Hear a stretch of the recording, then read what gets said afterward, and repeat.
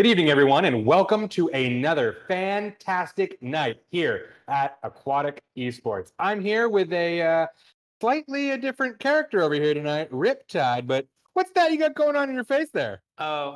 These just arrived, by the way. They're super slick. I like finding really hard to get collectors kind of pieces here. These are PSVR sunglasses that actually just came from Cologne, Germany. They were a part of the announcement. They were little giveaways for media and press. I happened to get a hold of somebody and get myself a pair, and I'm so excited to add this to my collection of video game paraphernalia and rarities. You know, I could think of nothing better to wear at 8 o'clock at night inside. That's right, buddy. Just makes sense. That's right. But guys, we have a pretty good game tonight, right? Two pretty fantastic teams. Michigan and Indiana. They're going head-to-head tonight. Two teams seem like they're doing pretty well, not as well as my team Rutgers and Illinois are really kind of tackling the fleet, but we'll see who continues up the poll as we get closer and closer to playoff. And guys, we're going to see that action a lot quicker tonight because Riptide and I have been instructed to keep this a little bit shorter. So we're going to be getting right into the action tonight, seeing our favorite commentators, both Tommy Wolverine and Explo. So let's dive into the action. But first, let's take one more look from our friends over at CORSAIR.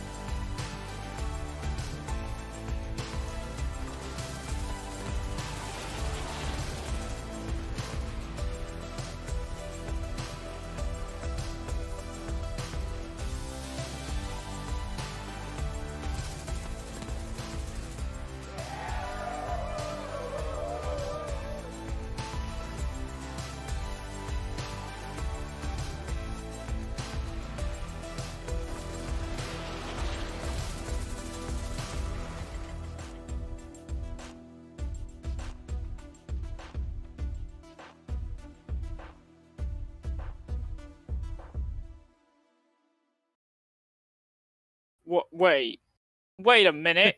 I'm in the wrong box. Hang on, something's not right here. Ladies and gentlemen, welcome to week 11 of the Big Time Conference. We are getting close to the end of things. It's been a journey. Flanking me, and I thought I was going to say flanking me, but now you've made me do it every week. Flanking me to my left, your right. Flanking me to my left is the analytical mind, the stats maniac himself.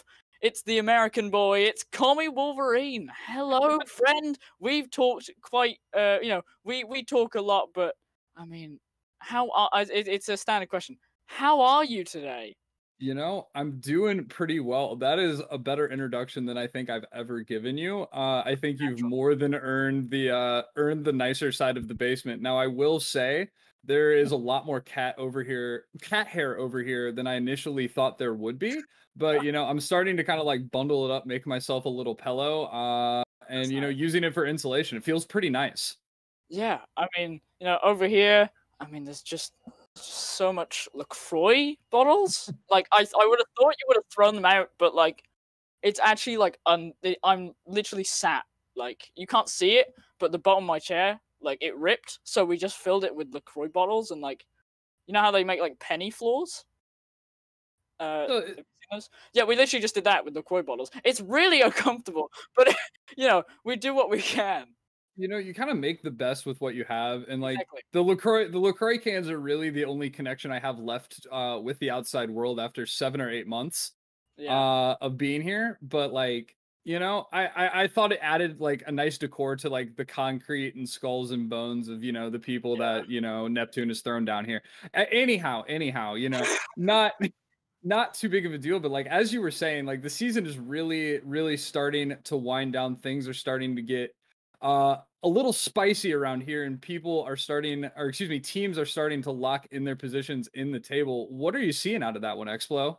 Yeah, we've got two of the big hitters that have decided that they they don't want to play for anything that isn't the title anymore. They're done with the pesky games of, get into playoffs. What a hard task. They've decided they're going to do it. So we've got two teams, the two top dogs. It's Rutgers and Illinois, who have secured themselves playoff places. Ohio State cannot possibly catch them now.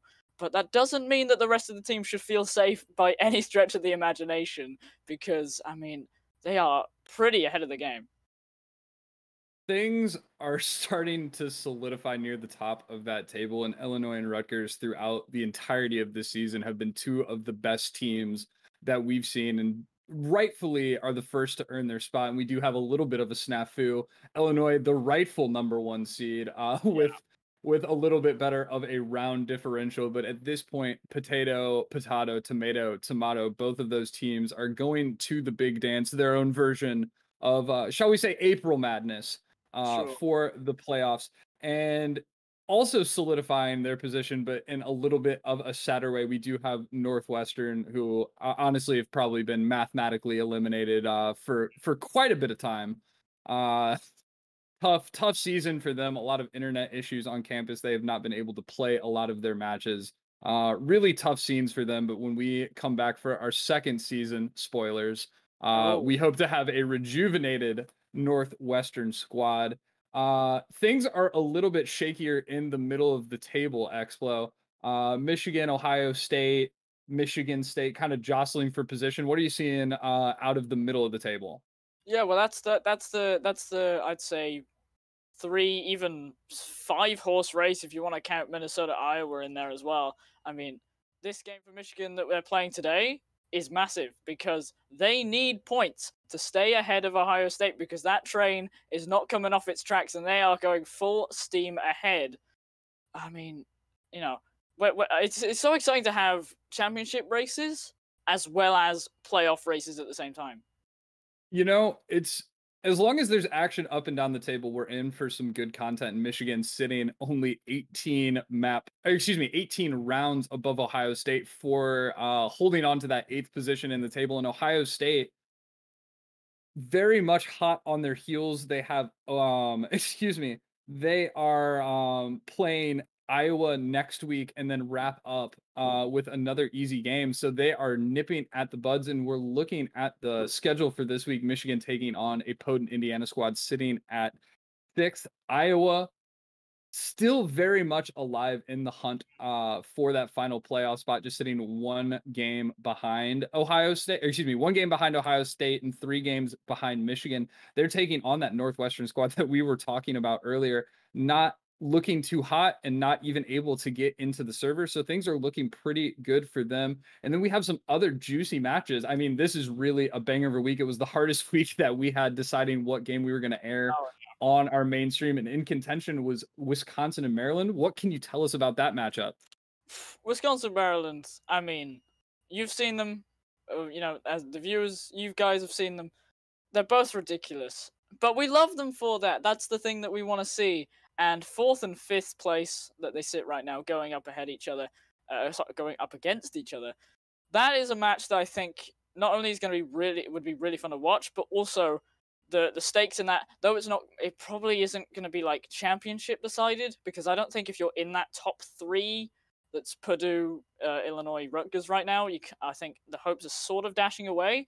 But I mean, still, to get those higher seeds, it's always worth it. You want to play for that map advantage, going into the playoffs. If you're the higher seeded team, you get first map pick, you get first ban. There's a lot of advantages going into that. So a lot to play for in the middle of the table. And with that battle for the 4th and 5th seed teams that would, in theory, be playing each other in the opening round, not only do you get a chance to kind of feel out your competition, there's only 1 game between them. So a 2-0 by Wisconsin actually vaults them into a better position. And Wisconsin actually has an 11-round advantage over them. So even a split and a decent round differential gets them into that that last home field, shall we say, advantage. And then we have Ohio State going up against Nebraska. And Nebraska, a lot of talented players on that team. J13 and Ransom West leap to mind, but they have just not been able to put it together for complete games, losing close ones, sometimes getting their doors blown off, with a couple surprising wins over they have a map win against Rutgers and a map win against Illinois for some reason. Yeah. So really hard to make that team. Not a lot to play for them. They're very, very close to being eliminated. I think one map loss tonight sends them out of playoff contention. But Ohio State going up against them has that chance to make up some ground. And they are hot on the heels of Michigan. Yeah, absolutely. I mean, there's one more game that, sort of is relevant that I'll briefly bring up, and that's Purdue versus Rutgers. Third versus first. I think Purdue, they win that 2-0. They go into the three-way tie and likely lock themselves into playoffs. And Rutgers win that. They extend their lead on Illinois. That's what they want. Get the top spot with our misprint that we've got. They will be taking that should Illinois not win their 2 games today. But into these map picks, Commie, I mean, Michigan pushing the glass ceiling open. This is the second time we've ever seen Icebox. So, sample size, not brilliant, but what can you tell me? Well, Michigan, this whole map pick process was a little bit weird from the get-go. Michigan, with their second ban, did a target ban on Indiana, bind their favorite map, got that off of the table. And when it came down to picking, their coach CJ and North, their team captain, had to assure me that they weren't memeing when they selected Icebox. Of the 2 times that it has been played, one of them is by Michigan. They lost 9-13 to Wisconsin, and with the way that Wisconsin's been playing, we saw it on stream last week. Not a bad game to lose per se, but nonetheless, still not a lot of experience. It makes me think that they've been cooking up some strategies in the kitchen, as it were, because they seemed both pretty ready to play it and pretty excited to play it. So I'm excited to see what we have out of them. And really no frame of reference for Indiana. The only other 2 teams that have played on Icebox in our tournament at the very least are Michigan State and Wisconsin. So we don't really know what we're going to see. That's been their permaban for a very long time, and they just kind of let it trickle through. And then, the third tried and true map playing on Ascent. I know it's not Haven, I know it's not Bind, but we are pretty familiar with it. Is there anything that leaps to mind for you seeing Indiana hop onto Ascent? We are, as of last week, very familiar with Ascent. If you missed last week, go and watch it. Oh my god, it was such a good game. I'm not going to spoil the score for you if you haven't seen it, but there's a pretty good overtime that you do need to see in that map too. That was on Ascent. I mean, Indiana, it's weird because they're not like Purdue were, at least, in so dominant on a map. And I think, honestly, Ascent being a map that is standard, people have been around it for a long time. I think a lot of the maps that I think we might start to see maps that we haven't really seen as much, mainly because, and this is something I forgot to bring up on the top of the show, Astra now available, which I think some teams might have been practicing with, and perhaps those new strategies that are allowed in. Maybe that's why we're seeing the Icebox. Maybe that's why, the Ascent pick has come out, simply because they've got an idea, they've run it, it's worked, and, they're ready to bring some surprises. Yeah, the only thing that confuses me about this pick for Indiana, the 2 maps that were on the board, Split and Ascent. Indiana's played Split 4 times in Big Time, and they are 3-1. They beat Rutgers on this map, for goodness sake. And Ascent, they've played twice. They've lost twice, both score lines being 7-13 to Maryland, not bad. Minnesota, a little bit questionable. So seeing them pick into this map, I don't know if they've been working on something, if they're not feeling particularly comfortable, because picking into Ascent is the map that I thought Michigan would choose. That's the map that they have the most experience on. Granted, sitting at 4-3, not exactly awe-inspiring, but one of their more familiar maps that Michigan plays. So seeing them pick into this map, seeing them pick into Michigan's hand, I really hope that they have something cooking, because it's going to be incredibly challenging to make headway on a map that A, you're not very familiar with, and B, your opponent is incredibly familiar with. And for that reason, I think it's about time we go into what I think is going to happen, because with these map picks going on, with the records on it, with everything factored into it, I'm going to actually be the one that throws a curveball. I'm going to go with Michigan for my pick, even though they've had a tough few weeks, even though we're playing maps that they're not either the best on or not that familiar with. They do still have that advantage of at least some practice time and some official match time on Icebox. Indiana never having played it, going to be interesting to see what they can do. I think Michigan would be able to take at least that map off of them, and then with the familiarity on Ascent, it just lends to Michigan's favor, since that map requires so much more coordination. It's the map that's the most like a map on CS. There's so much open space, so much map territory to take, so much required coordination to land executes. Michigan with more experience on it plays into their hands. So a 2-0 isn't necessarily out of the question. And then the dynamic duo of exciting fun times of Penguin, a Jet Op, who is number 3 in the conference with 87 first bloods, and number 4, tied for number 4 with 353 kills in our conference, going up with Northu, who is a Cypher player, one of the most boring isn't the right word, probably clinical would be the word that I would use.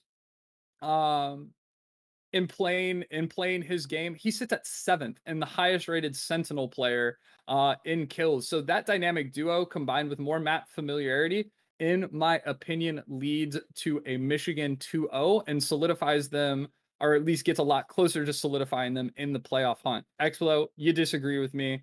You do have a 2-game advantage on me, sitting at 10-12. What are your thoughts?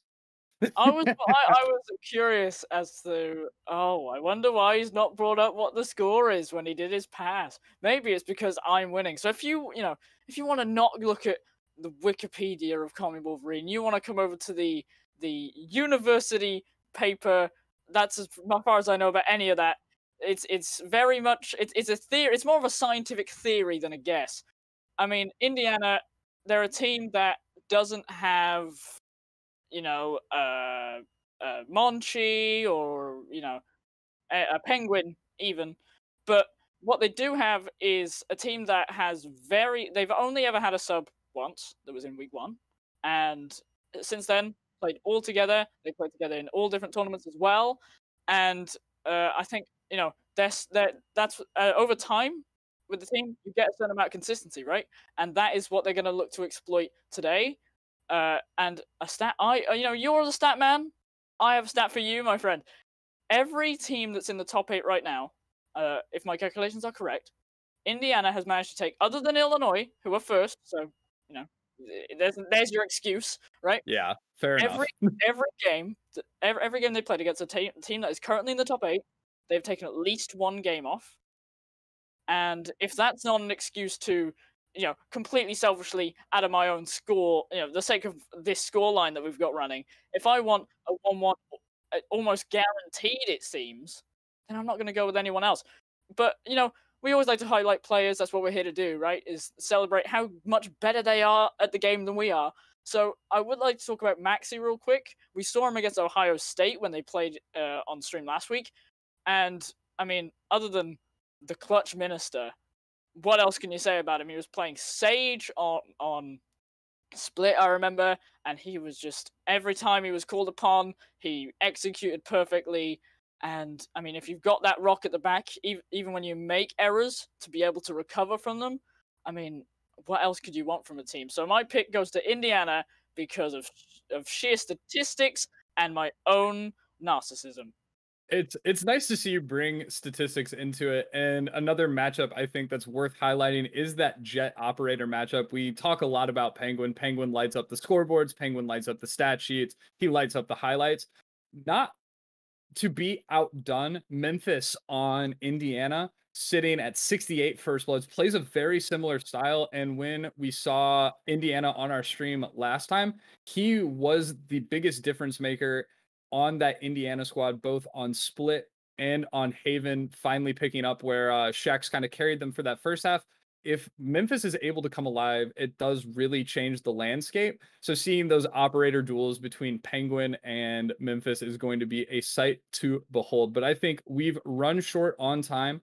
We are getting very, very close to the start of the match. So if we can kick it to one more Corsair ad before we jump in, when we come back, we'll be right into week 11.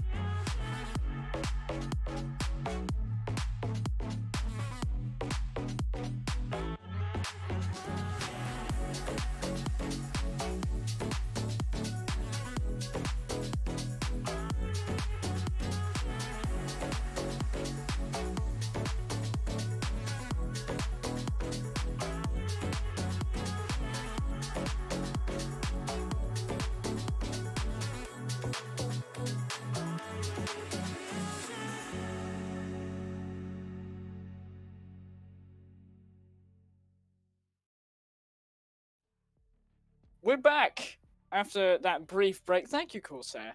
We have, obviously got the new agent Astra available to us, but it looks like so far Indiana are not looking to pull the trigger on that. They're trolling with Four Sages. We don't care. I mean, what do you think Astra can bring on this map and maybe fit into these team comps that we're seeing right away? Well, seeing both Zebak and Fizzy jump into Omen, leads me to believe that we're probably not going to see another controller. I do see Penguin trolling with that, but he's going to lock into Jet, which makes a heck of a lot more sense.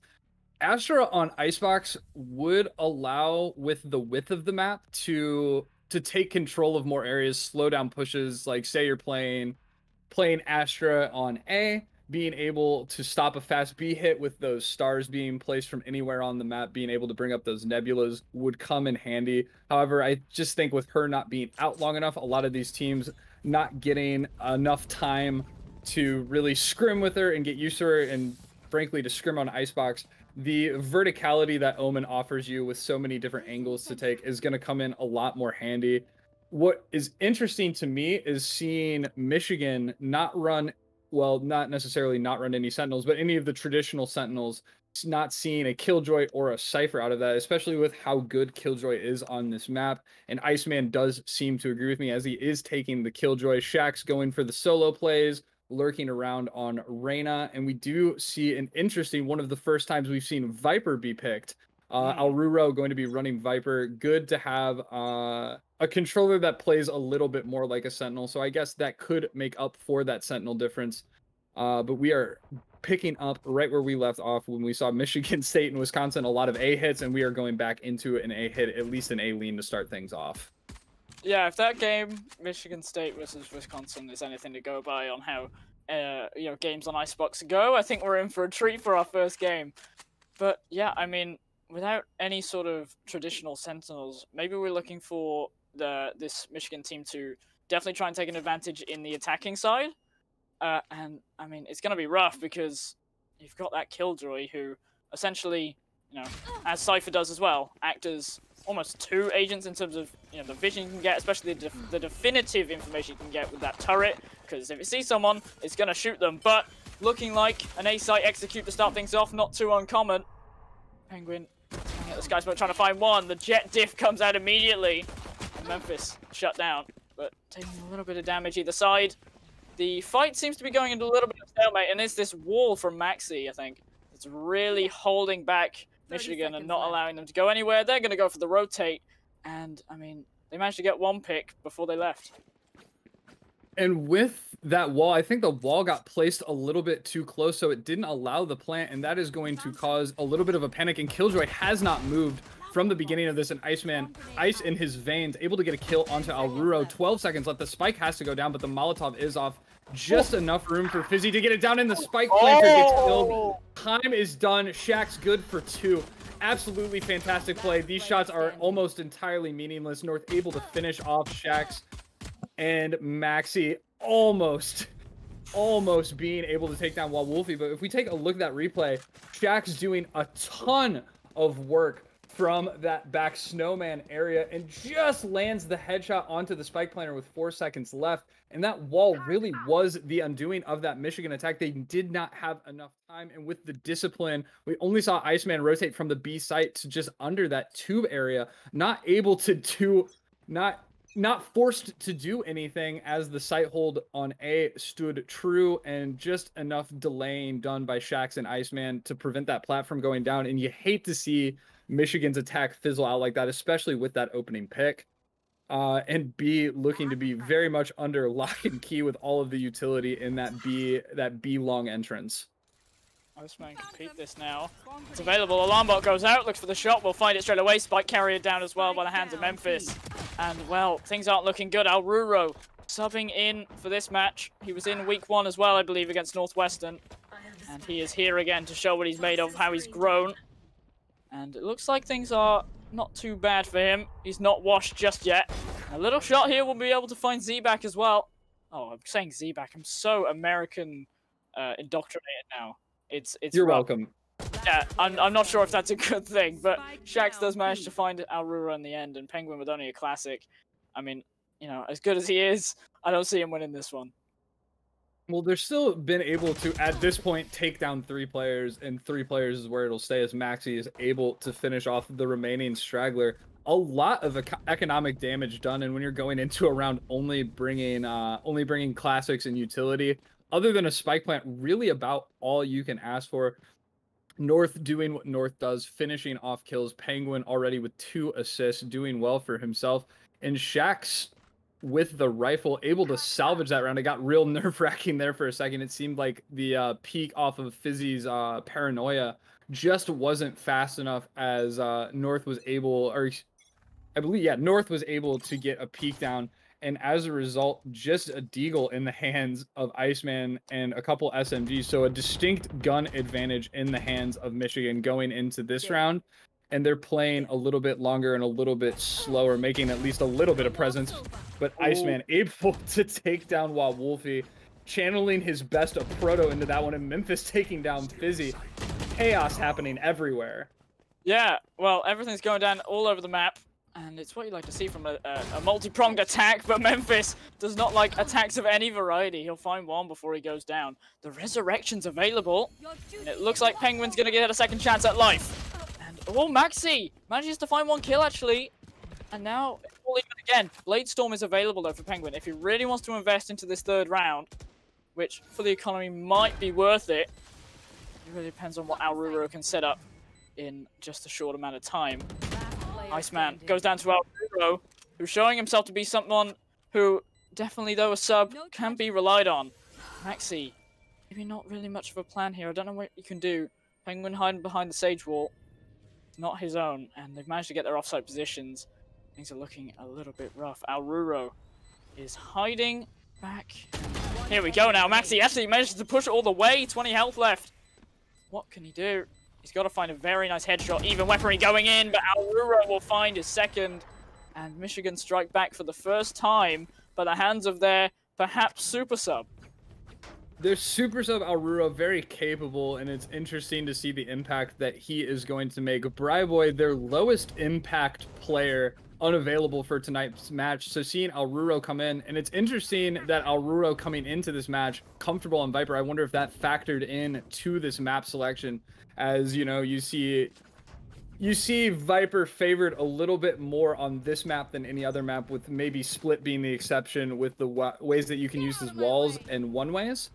And seeing the post plant with that Viper, with the poison dropping down, there was not a chance for Maxi to really win that one. Did a good amount of economic damage, but still the economy for both teams a little bit weird. We do see the Blade Storm come out, so Penguin not as ill-equipped as he may look on the scoreboard.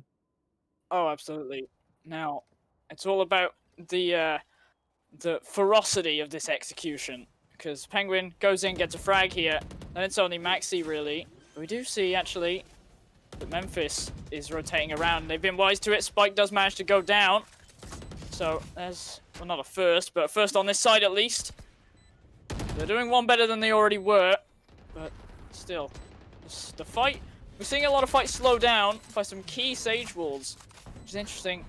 And how you bring that agent to this map. Paranoid up, Iceman actually going in all the way, looking for something, but he's crossed all 4 ways. And now we're trying to deal with Penguin. The defuse actually came out. I didn't even notice that. They managed to sneak it in. And well, Wolfie will find Shax at the end. They made it expensive, but even then, Indiana managed to sneak their way even beyond my vision. I didn't hear or see the defuse alert pop up on my screen, the gun battle, and having Iceman creep up all the way. I was wondering why he was taking so much space, especially with his utility left on the site. Turns out it was a big distraction for Michigan as well, as they were unable to get a kill onto the spike diffuser. That being said, they did do great economic damage, taking down 4 players. So still not a complete buy, and the operator, I think most importantly, taken out of the hands of Memphis, and Memphis taken out of this round by Penguin. Yeah, well, quick start. Maxi, interesting. We often see Sages will wall this up. Maybe he should have. Fizzy will quickly find that headshot with a superior arsenal in his hands. Oh, Iceman, big flank, actually manages to find one, but it will not find the second. The spike does go down, but it's not lost, and they don't need to go looking through any sort of lost property draw to find that one. Now, site relatively, actually completely open, as that distraction and that fight in the mid means that there is nobody here to defend, but it's about how quickly they can realize that wall goes up and the spike will go down. Sitting in a 4v2 post plant, not great guns, light armor on the fact, oh, I guess 2 good guns, a distinct man advantage missing, and with all of the time to set up utility for that post plant, it is going to be incredibly challenging, even with all that utility coming out from Z-Back and Shax. Well, Empressed up Shax. Means he can do superhuman things. Can he find a superhuman shot? No, Fizzy is actually making a massive impact. And while Wolfie will also find what seemed like a round that only had headshots in it, and he's managed to get his ultimate as well. Look at the ultimate economy.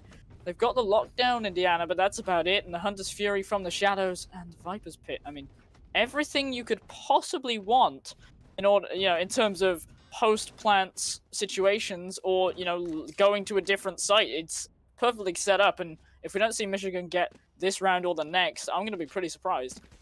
Using that Viper's Pit, especially with that planting scenario, is going to play into Michigan's favor. The only thing that really can stop it is the lockdown from Killjoy, as that does force everyone away from it. It'll be interesting to see how those two interact, but I don't think we'll be seeing it this round, as Indiana has been forced down to 4 classics and 1 sheriff in the hands of Iceman.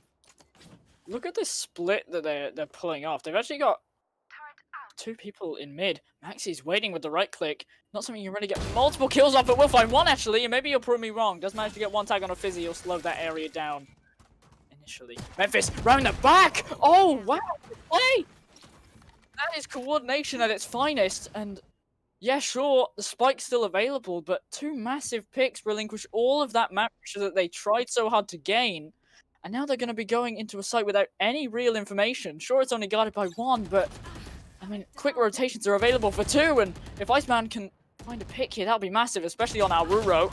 But it looks like he won't, and Wild Wolfie will clean that one up. But hang on a minute. Look at Northu, who snuck around all the way around as well. Bike's still not going down from Aururo.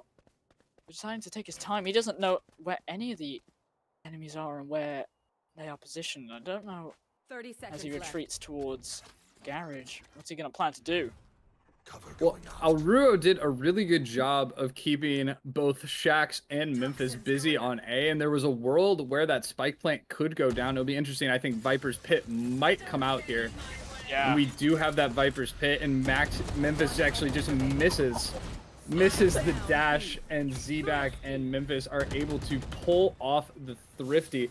And that little crunch down tube, absolutely fantastic play. A little bit of an off angle played by Maxi in Kitchen, and it looked like Penguin actually had the read on that and just was not quick enough. The right click classic, landing those 3 bullets, 2 hitting the head, gonna take you down real quick. It doesn't matter exactly how quick you are. And then Memphis running down mid, able to secure that second frag off the information given to him by Maxi. And at that point, there's really not much you can do. The ultimate economy also boosted as Z-Back and Maxi both have their ultimates online, and now just 2 ultimates available, one for Wawolfie and one for Fizzy. So the advantage going very quickly from Michigan and right back into the Indiana camp. The only silver lining, Michigan able to hold on to a full rifle buy. I know it's completely not the reason, but I do find it funny, and I would love it to be the reason, is considering how many people have been killed in the middle of planting a spike, it looks like no one wants to pick it up. They've just left it outside A. And they'll have to pick a... Oh, hang on a minute, Z-Back! Well, I guess it's information. I think he wasn't really going in there expecting to manage to fully teleport out, but... Hey, nothing's really happened so far. They've managed to get some information, Indiana, but they haven't really moved off it. They still got this 2-2-1 split.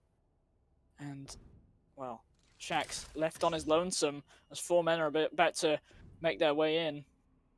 Utility drawn out, and it still doesn't fully beta rotation. Finally, we're seeing Maxi and Memphis head on over. The execute coming in through, and that wall going up. Hopefully they don't mess it up a second time. They are able to land it. So the post plant looking like a 5v5. Z-Back's just jumped, just wild monkeyed that, and he's on the spike again. Do not do it. Okay, doesn't even get it to half. That would have been insane. This guy does not play by any rules except his own. A few trades come out either side of the site on either team. And up goes the lockdown actually, but Penguin very quick on the draw. Shaxx will clean him up pretty quickly. And, well, here comes the Hunter's Fury. I literally predicted this. I have such a big brain. They're just going to invest all their ultimates in to these post plants and try and ensure it. And Shaxx been able to be convinced to not sit on the spike too long. He's managed to get it to half. And it looks like Fizzy will clean that one up. Michigan managed to find their 3rd round. And things stay close, but lots of investment. But Penguin, those kills that you managed to get as well. I mean, the all economy is different, but they've still got the same amounts almost. Yeah, seeing Penguin get up his Bladestorm, we probably won't see that unless Michigan is forced onto an eco, or if he decides to break out the Operator, which we're still about another round away from. And the res still available for Maxi. Him getting picked off early in that retake did not allow for that to come into play. And a fantastic job done by Penguin getting that pick on to Iceman and dashing in, even though he was unable to shoot the lockdown. We did have Wawolfie there for the clutch Sova plays, not only killing the spike planner, but being able to get rid of the lockdown as well. Interesting how they are like happy to just let Shaxx deal with this. Like, I know that they've got Memphis in reserve, but especially in the previous round, they are happy to, you know, be certain about the rest of the map and just have Shaxx sitting there. Oh, that's dirty. Memphis is just one-knifed Penguin. I mean, this is a battle for the ages. It's proving itself to be already. Up comes the resurrection, actually. Penguin will be back and will be safe.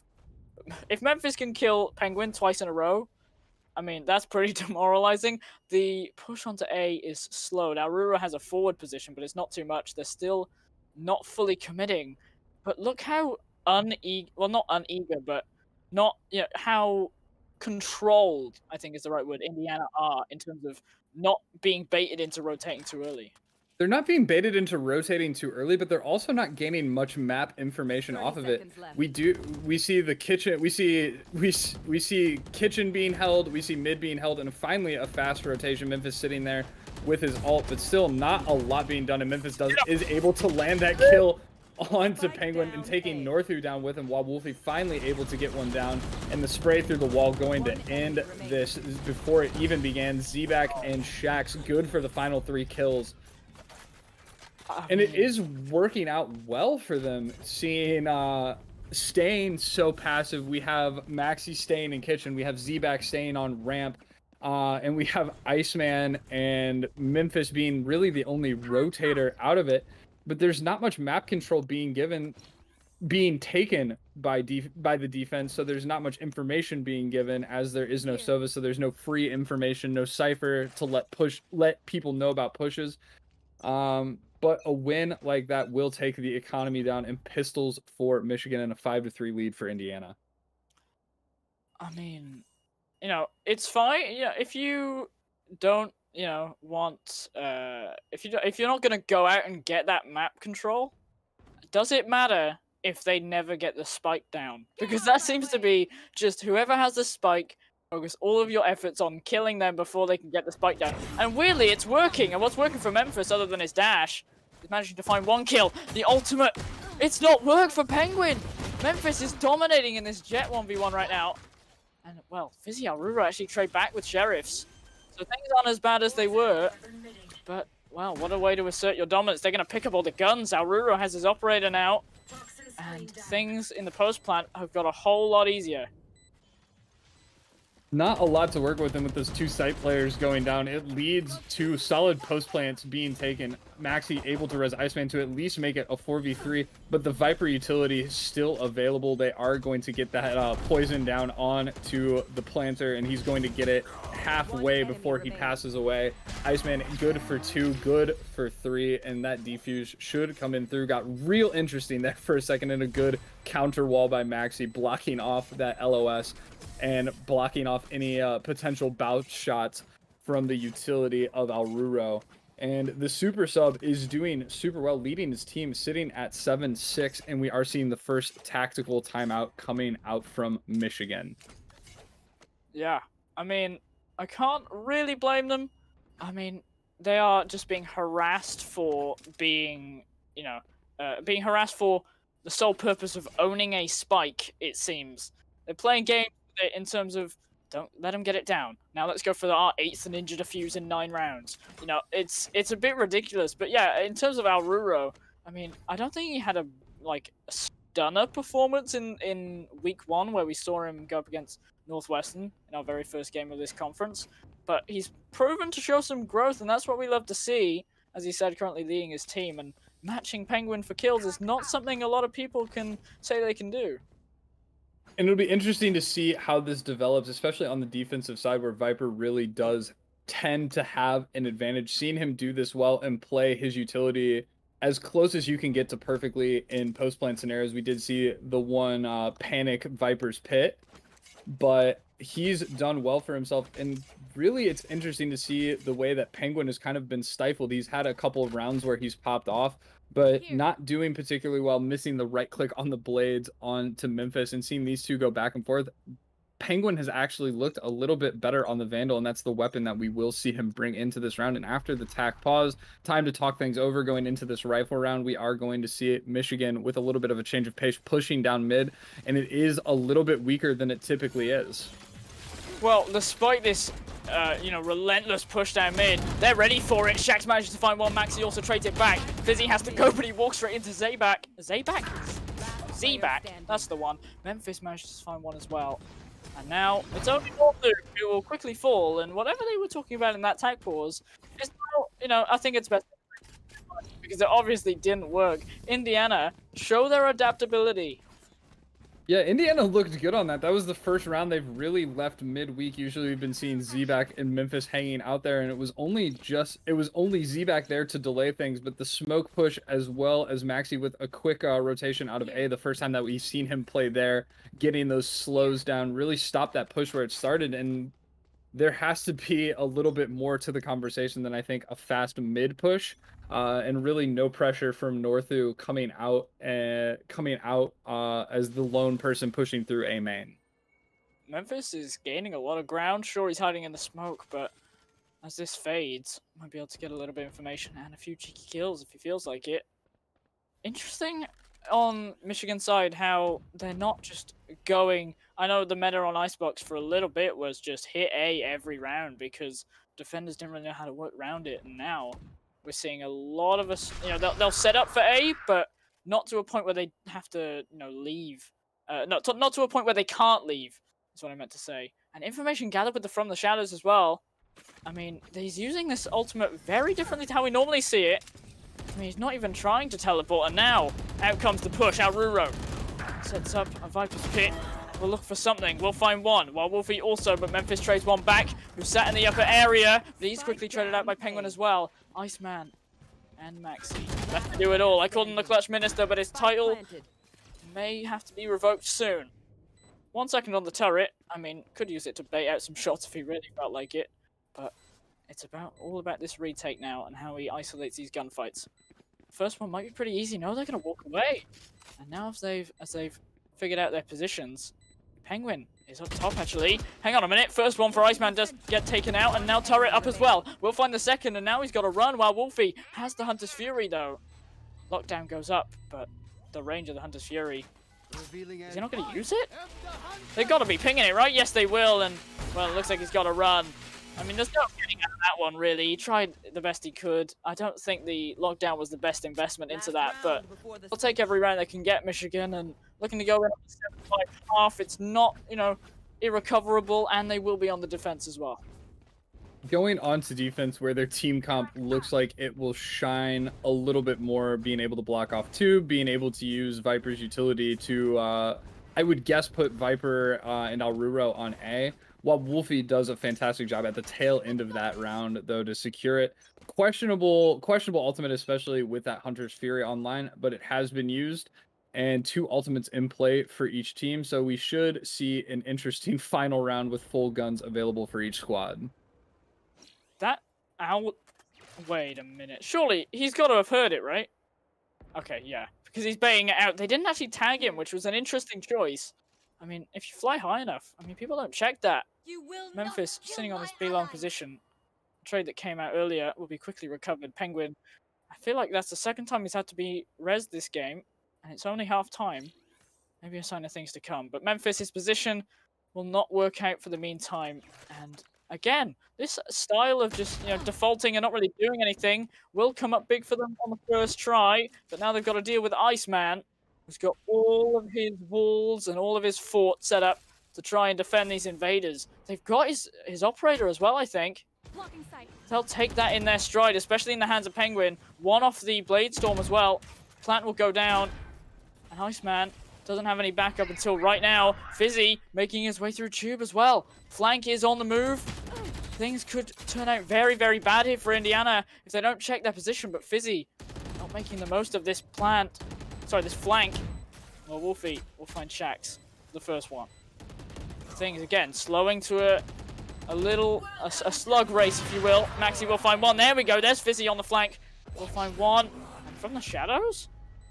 Where is he going? He's going into Snowman, actually. Now it's just Maxi to try and deal with all of these problems, but there's far too many for him. Arura will find the headshot onto him, and I mean, they'll take that 7-5 on the half here on Icebox, and Michigan hopefully will have an easier road ahead of them. And it's the first time that Indiana really took any aggression in that second half, and the first mistake made by Memphis, getting a little bit too aggressive, creeping down B-long. He'd been so good all game, opening pick after opening pick, really going in his favor, and while Wolfie, just with enough patience, and really him and Alruro making the difference on the scoreboard. Northu farming orbs and farming reses, making an impact even if it doesn't look like it on the kills.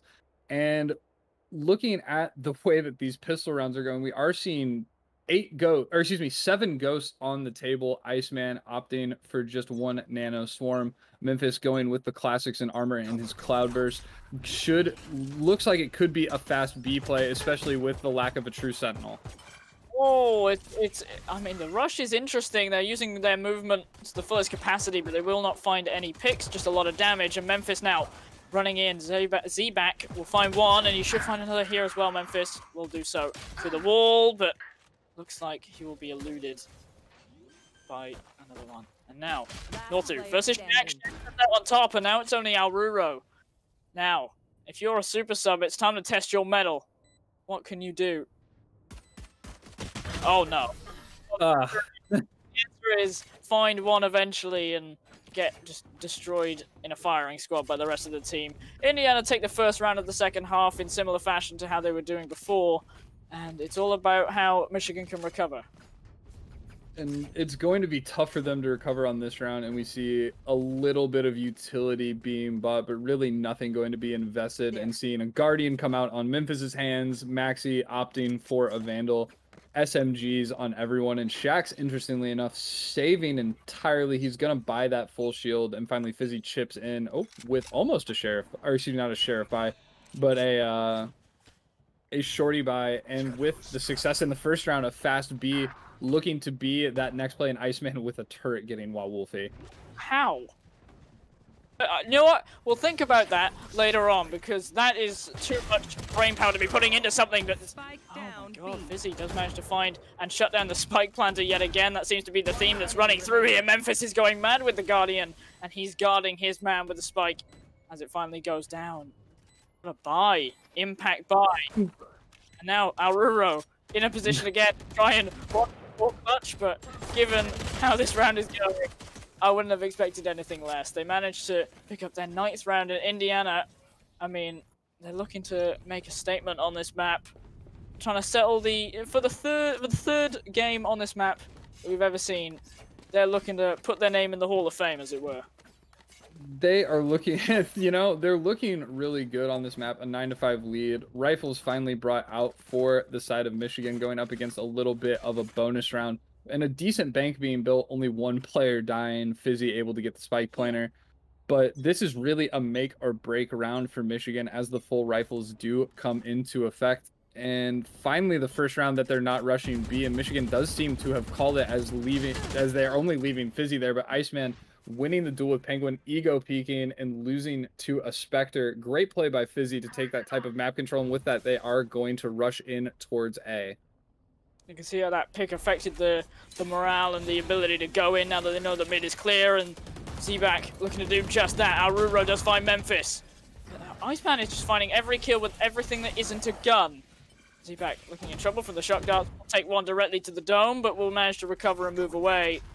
Dark cover goes up. And these arrows are pretty good, but taken out before the first pulse of the recon dart. Wow, Wolfie just shoots through the dark cover. He doesn't care about the cover. We'll find one, and Fizzy will find the other as well. It's only Maxi on the spike, and now things are only in the hands, well, a gun. So, I mean, we've seen it do big things in just the round previous. Doesn't have to wreck dice on the spike, actually. Now that the cross has been failed in the shot, he has all the time in the world to find this, and all what Wolfie has to do is step in the way and say no. Northwood will defuse the spike, and Michigan managed to find themselves with the 6th round due to probably a... Well, I'm not going to say that, you know, you have to plant your spike plant every single time to every position you could possibly get in, but an unfortunate spike location will give them their 6th round. Michigan put good pressure on the planter, forcing a really, really safe plant and not really leading to solid post-plant positions with line of sight on to the spike. Iceman did his best with what he had. The Guardian landing that first one tap onto Fizzy, peeking out, but while Wolfie there to watch the drop down, going to finally put Iceman out of his misery on Icebox. But it does, with 3 kills in the round, it does force a very sketchy buy. Oh, Penguin. Yeah, maybe not. I mean, he's managed to get the blade so much, Team Memphis. He's just smoke tunneling through. Very interesting. But before the wall can get its full health, they managed to take down 2 chunks of it. Spike planter, will he fall? No! Well, there's a first. Z-Back actually going huge. Manages to find 3, and there's nothing that's going to stop him from getting more. Fizzy has it all to do and manages to find 1 headshot. But look at these post-plant positions that they're assuming every single time. They're so confident it's going to work. And now Fizzy and Aruro. 2v4, so slightly better for Aruro than it was in the past few rounds, but still outnumbered 2-1. Memphis tries to fly up onto yellow, does not work.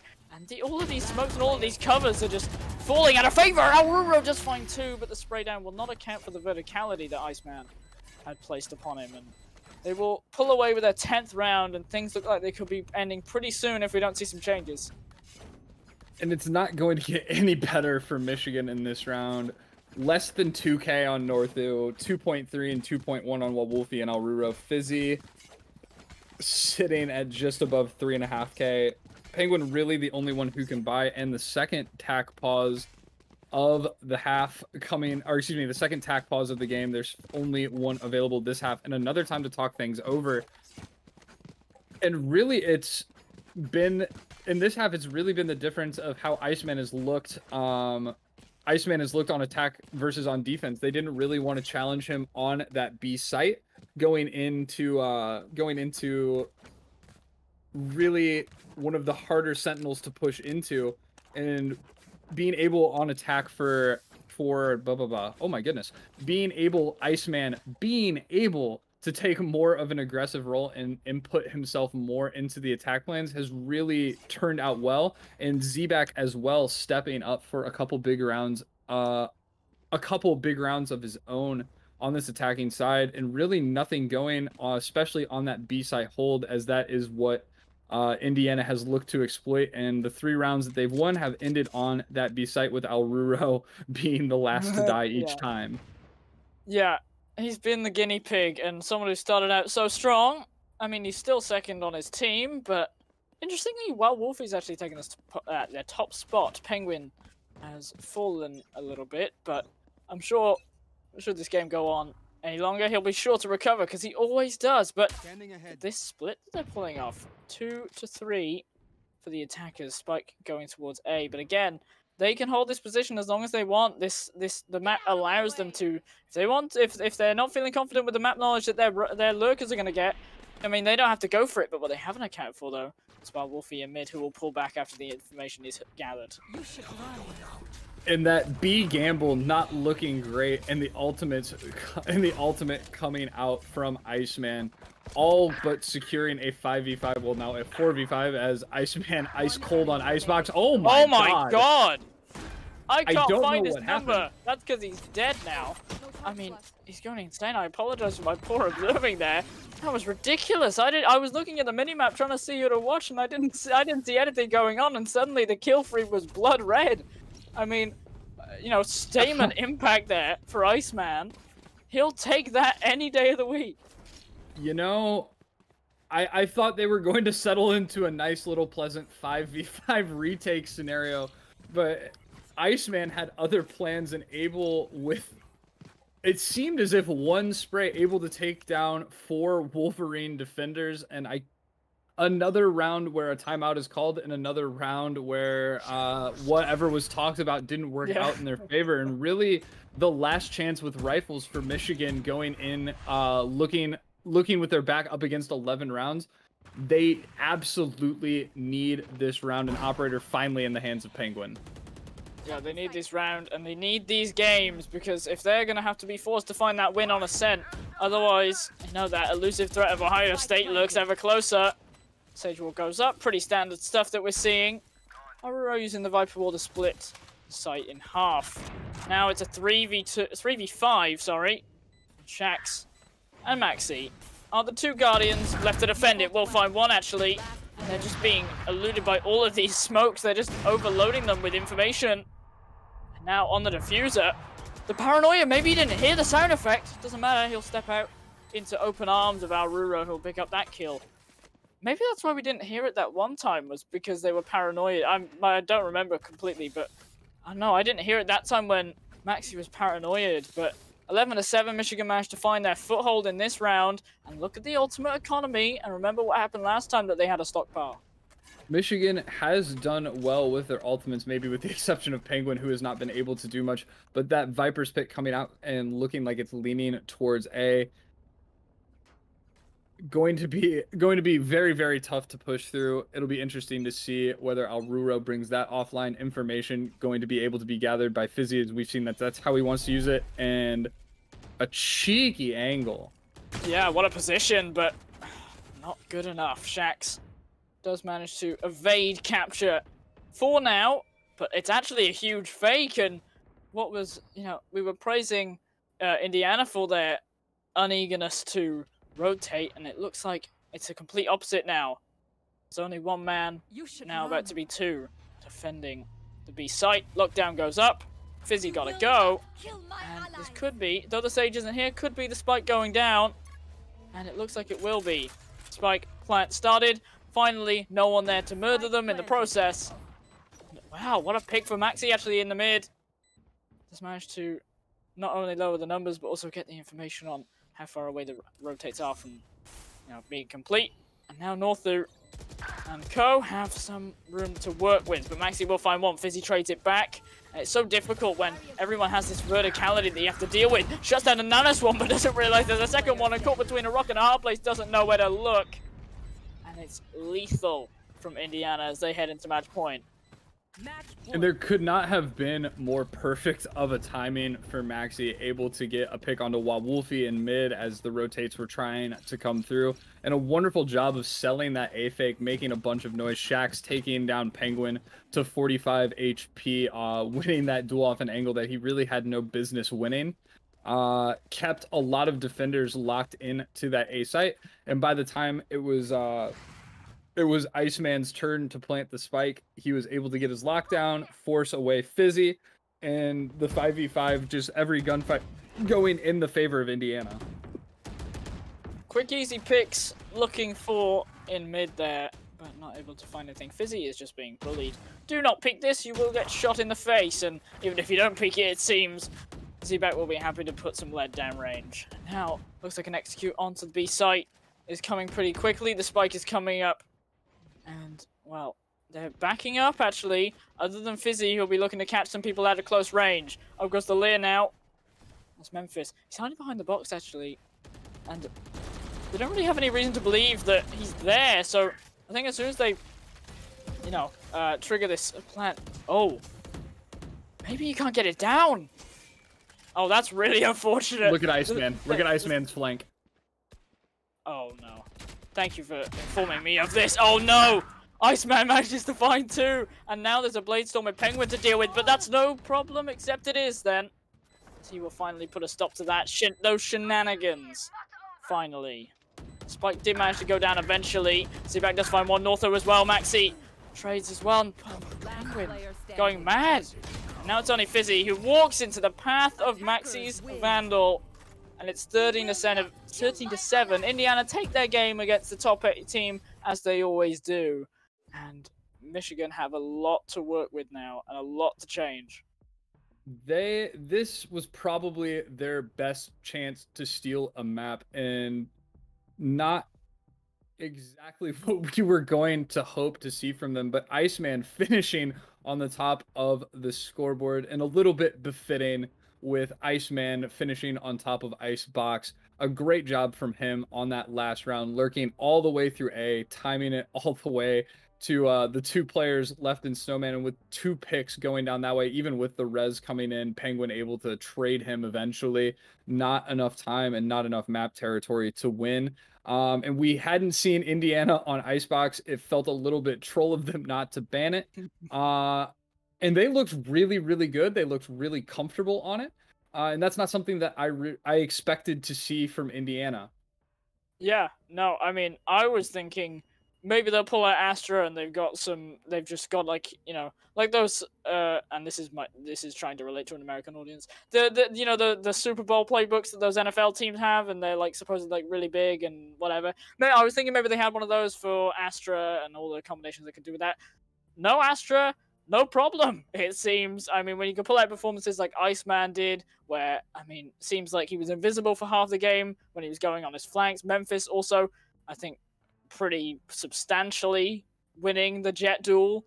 But, you know, there was some, I don't think we can count them out. There was some glimmers of hope, and, I think maybe just, it's not a map they play a lot, and I think maybe as we head into Ascent, we will probably see a better side of Michigan than we did just now. But you want to see that game, don't you, Kami?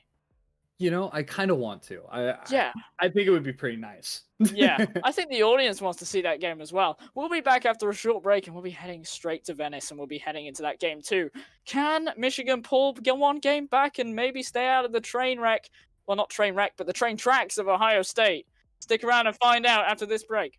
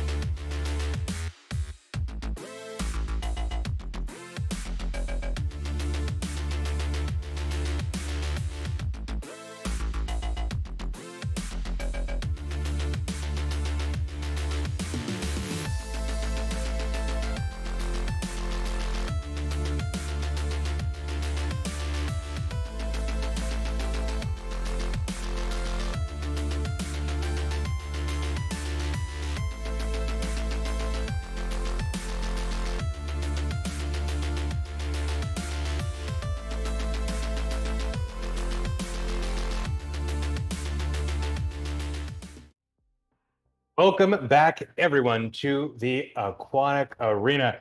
Riptide, we got one heck of a game going on tonight now, don't we? Yeah, I mean, closing out the game with Indiana, they're winning 13-7. I believe was that final score. I was watching on my phone; those numbers get real small on there, but I believe 13-7 was the last score there. But yeah, they were really kind of it was pretty neck and neck right at the beginning, but then they kind of started dominating there at the end. So good on Indiana for really taking the lead and taking the win. We'll see how the next game rolls out. You know, I'm always expecting us to go into one of those overtime games, as that does tend to be the Valorant action here at Aquatic. If that happens, we're going to get some food. We It's will. been a long Valorant night, my friend. And speaking of which, you know, the Valorant action here at Aquatic, there's a little bit of extra Valorant action tomorrow, is there not? Sure is, sir. We have our community matchup starting back up tomorrow. I was working with Cats earlier today. We are very excited. It's going to be at 1:30 Eastern time, getting our game back on with Valorant, and then in another 2 weeks, we will be doing it with I believe Mecca is actually going to be hosting the game for us because we'll be doing our own little celebration here. That's So true. you guys can always jump back and forth between our streams. So That's right. And what Riptide's alluding to is the Aquatic anniversary. It's 1 year since Aquatic has come into existence, and we're going to be doing a pretty awesome birthday bash right here in HQ with a ton of creators that are actually flying out to have a great 48-hour stream in support of Heart Support. And we are pretty excited about that event.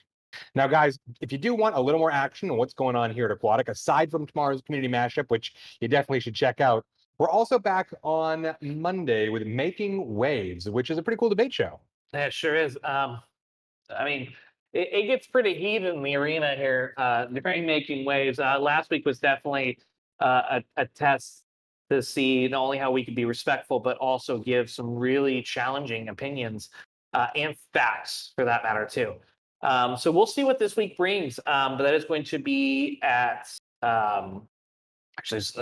Also, my mind just went blank. I would speak 7 o'clock. 7 o'clock. 7 o'clock Eastern time on Monday. So please tune in. Again, it's something that Titan and I have been working really hard on. So it's exciting. It's a lot of fun, actually, to be in the chat with you guys while producing the show. You know, numbers and times are hard, especially when you're wearing sunglasses indoors after 8 o'clock at night. I don't know if you guys can know, or I don't know if you guys do know, if we've ever shown you, but there's a lot of lights going on over here that I put up. I think it's mighty bright. But also, too, again, this is PSVR on the side.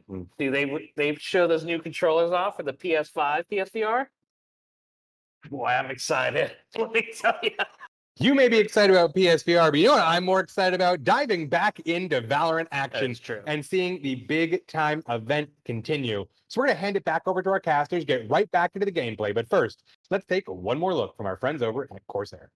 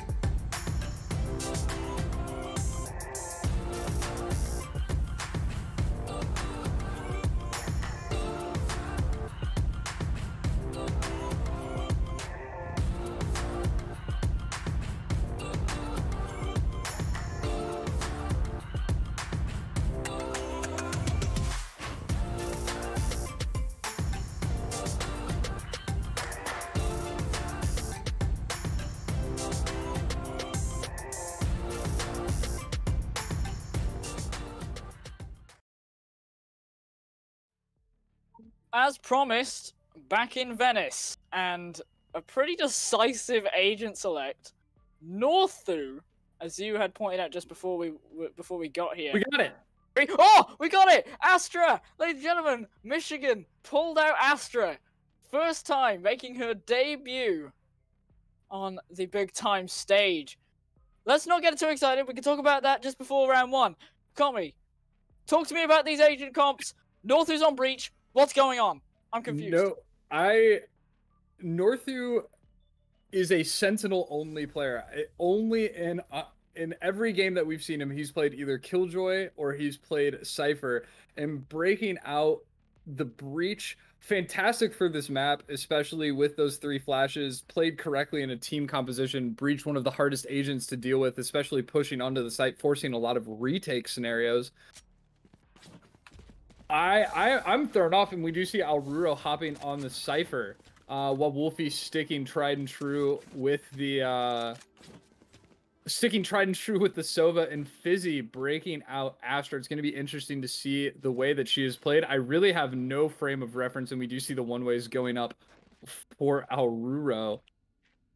Going to be interesting to see the way that not only the way that she attacks, but the way that she defends. We see Maxi making the switch over to Omen. Shaxx also adopting the breach, switching from his Reyna. Z-Back taking a tried and true Sova. Memphis, no shocker there, picking up the Jet, and we do see the classic and light armor on him, and Iceman sticking with what got him here onto the Killjoy. And we are going to jump our way into a fast B, going right into Alruro and right into Wawolfi. What a push. Memphis is just alpha mailing this, and he will do so. Alruro finds one before he's traded out. We saw a little bit of the Astra utility go up, but, well, not a great first impression because it didn't work. Memphis is too fast for any stuns or anything that you try and hold him back with. You can see Fizzy was in the astral form. If I get a bit of time afterwards, I will explain how this agent works in the simplest terms, but we don't have time for that. Maxi doesn't have time for Penguin right now. And now it's all up to Fizzy to try and make an impact. And Iceman actually in the flank! I should have learned this from the last game. Iceman just loves to get, you know, in those positions where you don't expect him. Right, Kami, I know this is normally your bit. Can I please explain Astra in about 30 seconds? Live your dream. Okay, Astra, right? She's a controller. What she can do is, her ultimate is kind of almost always available. Basically, if you hit X, you can go into what's called the astral form. Then you can see, a bit like Omen Smokes, you can see literally the entire map, and you can place down what I think is the maximum of 5 stars. These 5 stars can be used to trigger any 3 of your own abilities. They work a bit like a cyber cage, except I'm really running out of time here. They basically can be activated using any abilities. They are stuns, smokes, and what am I forgetting? Stuns, smokes, and Sucks. Yes, that's the one. Stuns, smokes, and sucks. And basically, a gravitational well. That's what they're actually called. But for the sake of time, sorry, I'm just confused as to what I'm watching on the minimap right now because I'm also trying to keep up with what's going on. They're all just pushing towards A. I will resume my Astra rant after this round is finished. I will try and be brief and not cut off your time for a second time in a row, but... Oh, no worries. I'll just go over the ultimate and then we'll be done. Z-Back is looking to be done with this round pretty quickly. Spike able to go down. You can see the star there. The Astra star just next to the generator. And, well, we'll see. Basically, you can pick any 3 of your of the abilities to use on that. So there we go. They've picked the smoke. Fizzy. And... it's a really interesting agent. Lots of high IQ plays to be made. Iceman looking to be pretty high IQ in his shots, but Penguin will clean him up. Right click classic is not a magic wand and does not work all the time.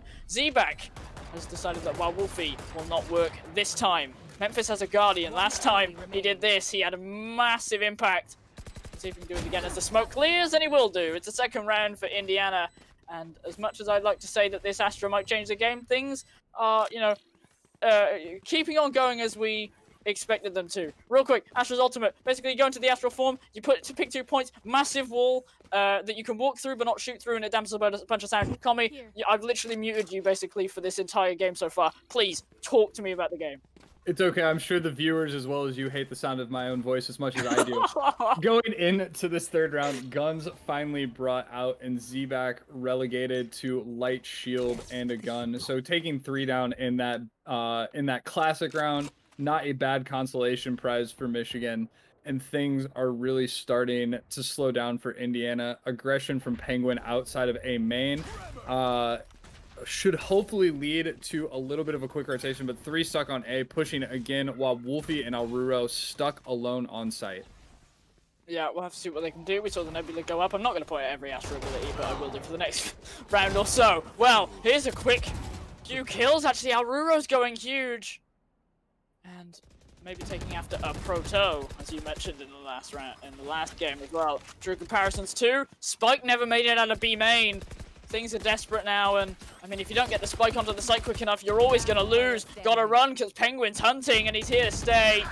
Oh, Maxi actually managed to find one. Didn't even know he had a Phantom, but he just could not reload it in time, and now he will be afforded that time and space. But the sprays through the duck cover, surely gonna kill him. He's just shoot him. I know you don't know where he is, but just shoot into the smoke. They'll eventually find it. And well, lack of spike movement leads to the ultimate downfall, and Michigan managed to find their first round. The 5-man push through B main can work on a pistol. When guns are brought into the equation, a little bit less effective as well. Wolfie and Alruro were able to combine for 3 kills before the round even really got a chance to start for Indiana. And we are seeing a little bit of a favor towards B main from Indiana yet again, testing while Wolfie and Alruro. However, I think we're going to see Breach and Omen. Oh, it looks like they're lining up utility here. Oh, this is why Astra is so weird.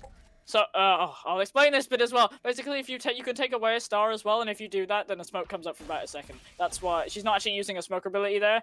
That's just how that works. Take my word for it, even though I probably just completely butchered it. B push seems to be the name of the game, but this isn't old school Icebox. You can't do this the whole game.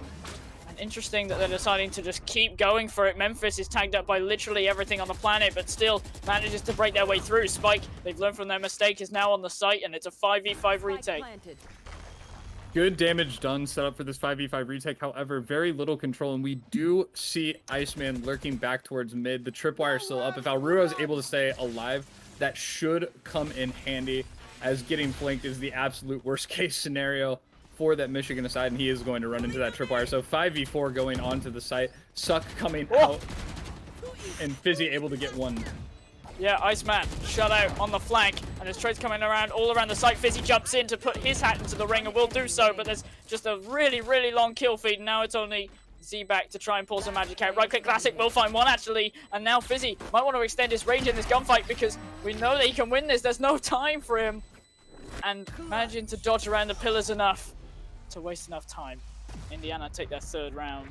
It's a clutch from Z-back in terms of being able to waste a bunch of time. Ultimate economy for Michigan looking pretty in favor. We know what they can do with that. But so far, Astra not had a huge impact.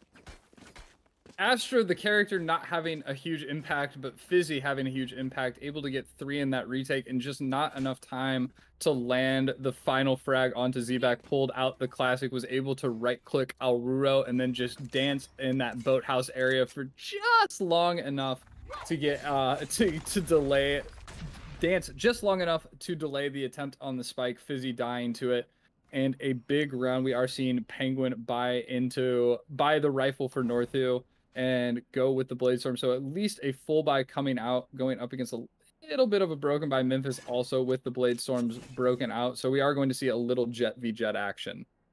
Absolutely. And they're not really making a huge decision. Alt orb control, we can talk extensively about that. I mean, it's all about taking that control, get your ultimates up, and ultimates win rounds. We know they can. You know, things like the Hunter's Fury can always deny a defusal and stuff like that. And, you know, I know there's no Brim in this game, but Orbital Strike especially is one that comes to mind. But a slow push, despite both Blade Storms invested. And I want to see Memphis versus Penguin here. But Penguin's tagged up, and actually, they can just push in here. It's just Northu that's left to defend it now, and Memphis will make quick work of him. And now here comes the duel, and I thought they traded for a second, but no, Memphis manages to stay alive. He's still floating around, looking for something, but Fizzy will manage to shut him up. I don't think we'll see the wall in this one, but it is available should he need it. Now, 2v3. Up goes the Neural Theft. Does manage to find the information, the spray down through the floor. Iceman didn't move, and maybe he should have. Down goes Fizzy, and manages to find 4. New agent, new statement, and another round for Michigan.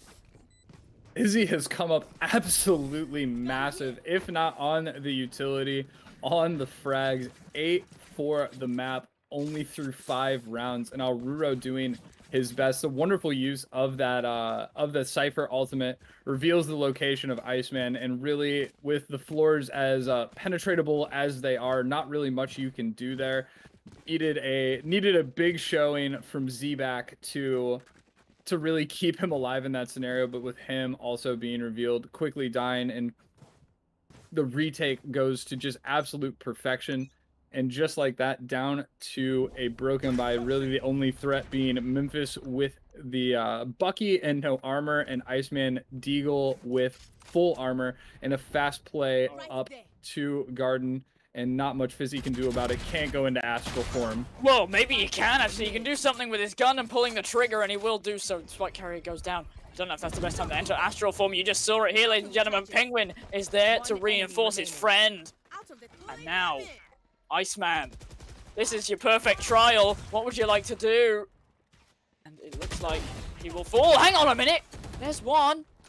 And yeah, well, Wolfie will come around there. Managed to clean that one up. I got a bit excited for a minute. But Michigan now pulling back after some wondrous work in 2 rounds from Fizzy. And this guy who came in later on into the season. I don't think he was, I don't remember him being in week 1 or maybe even 2. I remember they had a roster swap. He is showing himself to be an integral part of this team now. He is popping off when they need him the most. Penguin starting to get a little warm. Guns back in the hands of Indiana, but low economy around it. A make or break round for them. And Northu going to make sure that A-Main doesn't get too much action early. And a very, very slow default style from Indiana on this round, not wanting to go as aggressive as they did when just pistols and a Bucky were in their possession, taking a little bit of map control towards mid. Nothing really being tested in that A-Main area, so we are going to see what looks like a push-up mid and just Penguin standing in the way. Yeah, I mean, they're slowing down a little bit. The stars, you just saw them placed, and it's, I mean, I like what I'm seeing from Fizzy.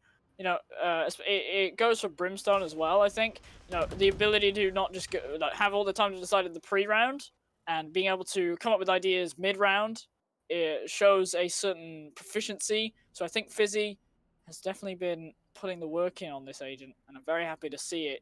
But again, this catwalk walk that fell apart due to the man on the other end last round.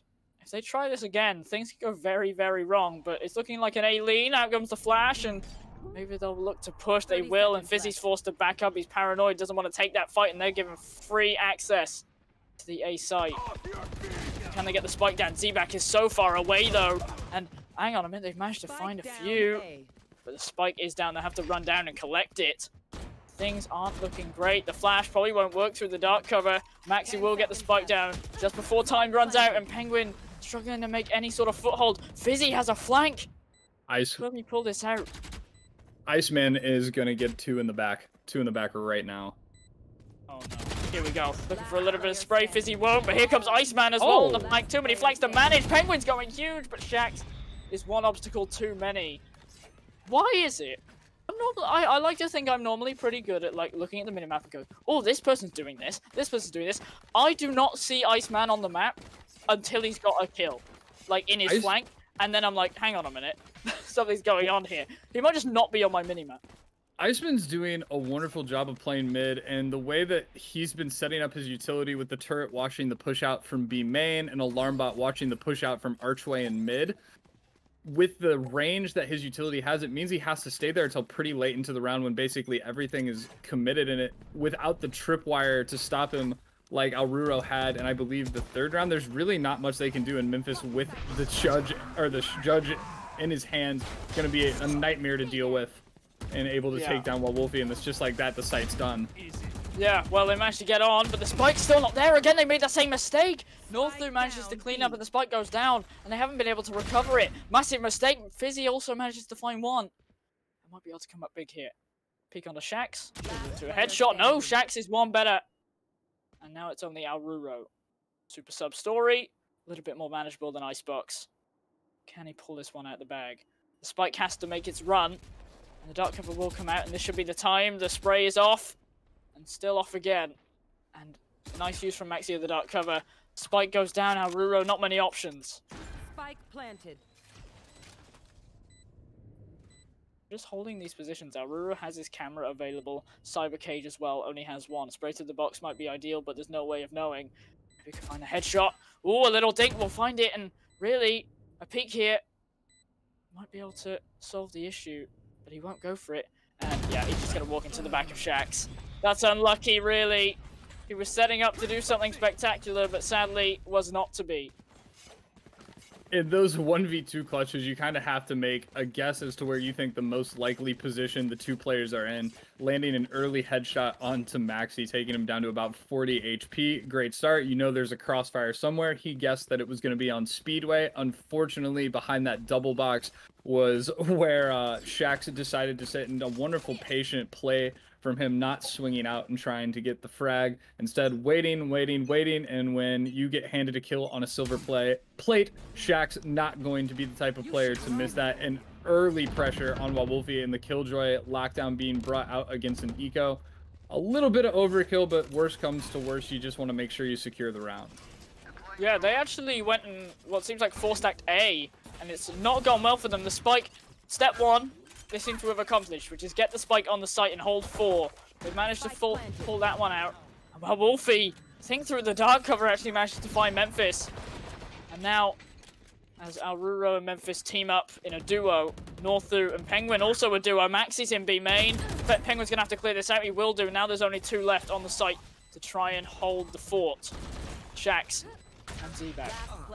Well, there goes Zback, and now partnerless. It's only Shax and a right-click, a point-blank range. There is one, but the spray, and there's too many enemies in his line of sight, too many bullets flying his way. Northu will take this defuse in kind, and it's a 4th round for Michigan. All it takes is a Sheriff and an ultimate to really break down a round, and Penguin being able to pop the knives, even though Fizzy's flank through B main didn't result in a kill, it resulted in Maxi's location being given up. Penguin able to execute onto him, and then at that point it's 4v2. You know the last 2 are on site because you've cleared just about everything else, and Shaq's valiant effort on his part, but not going to be able to do much in the back of the site when everyone knows where you were.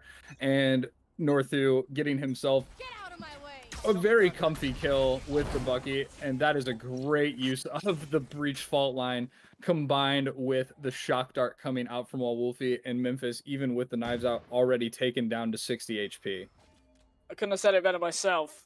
A wounded Blade Storm is far more manageable because you don't want to have to be searching for that headshot. You just want to be able to get 1 or 2 body shots and the problem's gone away. And now they're in that position. But still, no real concrete plan. A lean with a spike. And it would only be Arura and Fizzy to deal with it. The last 3 are being distracted by Iceman, who, if you let get on a flank, will probably murder you and your entire family. So I can't entirely blame them. But now Aruro and Fizzy have all of the tasks ahead of them. But again, game slowed down considerably. Iceman has kept 3 put there. 3 have been kept put on B. Yeah, now the rotation's moving through. Finally, but maybe a little bit too late. Alrura has his camera up and is searching, but still the spike hasn't been able to leave A main. Finally, he'll make a break for it. Zback needs to find a position and pick it, but to be fair, he can't really get off the site, and the right-click classic is not available to him, and he's not accurate enough. Shaq's actually going huge with the Sheriff. Might be able to find some more, but Northu just decides to running spray, and at point-blank range, you can't really blame him. We're all tied up here, and things looking similar to the first game, but we'll have to see if this tie game can stick around a little longer. A little bit of momentum going in the favor of Michigan, able to get the last 2 rounds, and it looked like Iceman had been able to do enough as 3 players were locked towards the back end of that defender side spawn entrance into B. Unfortunately, being tagged down to 60 HP, Memphis was a little bit too soft to really effectively entry into that site, and Penguin a little bit too deadly with the operator to allow that peek from tiles to happen. Iceman already taken out of the round. Well, with your flank gone, now you just gotta have to rush, but Penguin does not like the sound of that, and Memphis, look at this escape. It's like watching a police chase. It's fascinating. Jet versus Jet chase. Now Memphis turns his attention to the site. Penguin is no longer the problem. Northie will find one, and they are really distracting now. All the ultimates in their hands, and Maxi no longer has his life in his hands. Fizzy will clean that one up pretty easily. The spike didn't even get onto the site. Last round in the half. And just in time for the half to switch, Penguin and Northu both coming online. Penguin able to finally make use of his operator. That's really the first effective round that we've seen out of it, peeking into tiles and staying aggro in that garden area as opposed to falling back towards window. Going to get the second pick, 5v3, and at that point you just have to collapse onto site. Shaq's not much he could do about it. And then Northu, the anchor that we always knew that he was, sticking with his tried and true game style, locking down a site, this time on a breach. And a fast execute towards A, breach's ultimate comes out, and we are playing a full retake scenario for Michigan. Out comes the Rolling Thunder. They don't want to deal with anyone on any more angles than they have to deal with, and down goes the door. 4 people sit ready for the retake, and hang on, Shax is caught really badly by Wolfie's Hunter's Fury, and now one comes out the other side as well. But this one will not do as much, and will not find, I don't think, even a pick, or even any damage. But now, they're trying to be chucked from all sides. Penguin, very nice shot onto Maxi. And now, there's only one left. Hang on, Penguin!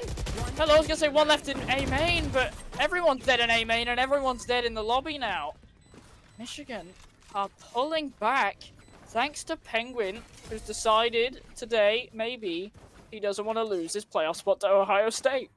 You know, it's good to see the rivalry fill the man's bloods, and let's take a look back at the way that he capped off that round. Insult to injury, a headshot from an operator, and coming back on this retake, the Rolling Thunder used perfectly, gonna land a shot into A main, and then with knowing that Generator is the most likely position, going to peek into that, pull the trigger really before he had time to process what was on his screen, and Z-Back, unfortunately the victim of that headshot, and then not much you can do. Iceman again lurking towards that mid area, but Cypher's neural theft going to reveal that position. They knew he was coming from one area, and when you can just pepper an entire corridor with bullets, odds are you're going to be able to finish off the round.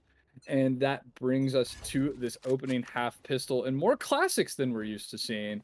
3 in the hands of Michigan and 2 in the hands of Indiana. Interesting to see how they'll bring those out, even with the gunfights taking place over mostly longer angles.